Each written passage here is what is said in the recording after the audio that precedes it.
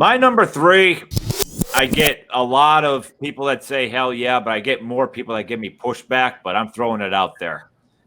Coming in at number 3 for my selection is Hellraiser 3. Hell on Earth. Dun, All dun, right, guys. dun. Let You me know you're going to catch some flack right now. Oh, I'm ready to fight right back here. Let's just really bring up what Clive Barker brought to the horror community with Hellraiser. When you first saw this first flick, you were like, this isn't the norm. This is a brand new characters. There's tons of rules.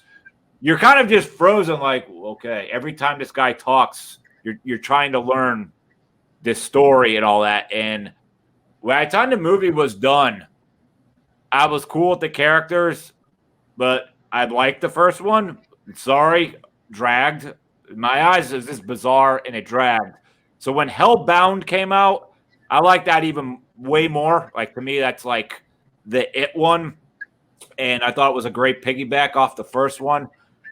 When this film came out, it got attacked so hard I didn't want to watch it. And I watched it. And I was like, this is everything I've been waiting for. We know the rules. We know what's going on. I want to see these Cenobites and everything happening. And when that club scene hit and they're leaving the club and they're just chasing her like hell on earth, I'm like, this is what I've been freaking waiting for. The Cenobites did nothing but just sit behind Pinhead and go, look at me, I'm ugly. Like freaking do something already. So I dug this. I dug the whole. I dug the hero in this.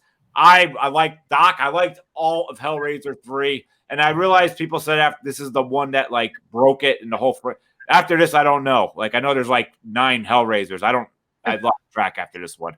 But I stick up for Hellraiser 3. Go around the room. George, you swung first. Go for it.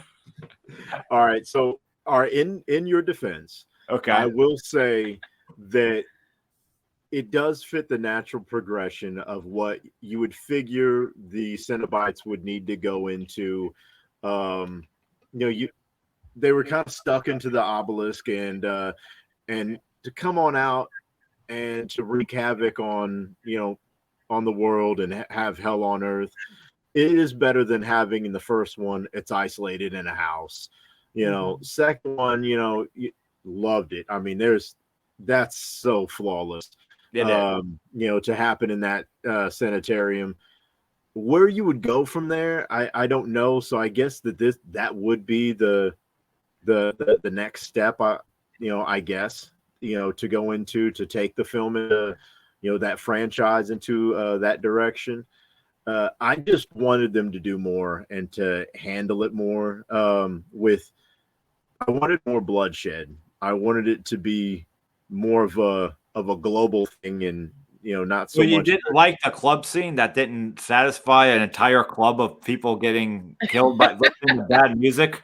I did like that. I did like that. I wanted more from the Cenobites, as you were mentioning, and I wanted to see some really cool, wicked kills, and it didn't deliver as much as I wanted it to. But I did like at least that was the story, I guess, that they went to. I think Ben had a lot of good lines in that because I loved, again, when he walked in the club and everybody looks and he shuts the door and he goes, "Shall we dance?" That was just beautiful. It's like, oh, we were, poop's gonna hit the fan, and it did. And I even dug like the club, that lame club owner, JP Monroe, and the girl situation of like, he just pries on you of like, you give me your soul and I'll free you from all your pain. I just thought that was this. I don't know. You're right. I know you're not approving of the film so much, but you had to do something. You just can't be in the house and like. Mm-hmm. I kind of think also after this one, or people could say this one on even. I get it. I'm not going to argue with you, but I don't know if Pinhead's story had anything more to tell after those first 2. Probably not. Yeah. I think his area could have ended, and they could have explored the rest of the characters, especially the Leviathan. But Duke, your thoughts on Hellraiser 3? it's been so long they kind of run together for me, but I do remember the scene you're talking about in particular, the club scene. And for me, if somebody's handing you a project and you've got to do a third movie, I'd rather somebody swing for the fences.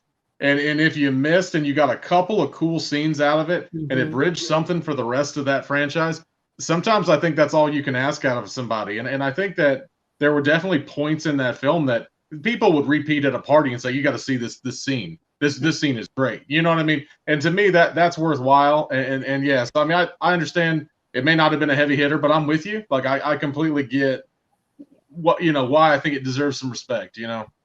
Coolness. I like your wording. Thank you, Angie. I kind of agree with that as well. It is the natural progression, I think, of the storyline. As far as the entirety of the film, kind of questionable. But you're right. There are some scenes that, are definitely worth noting.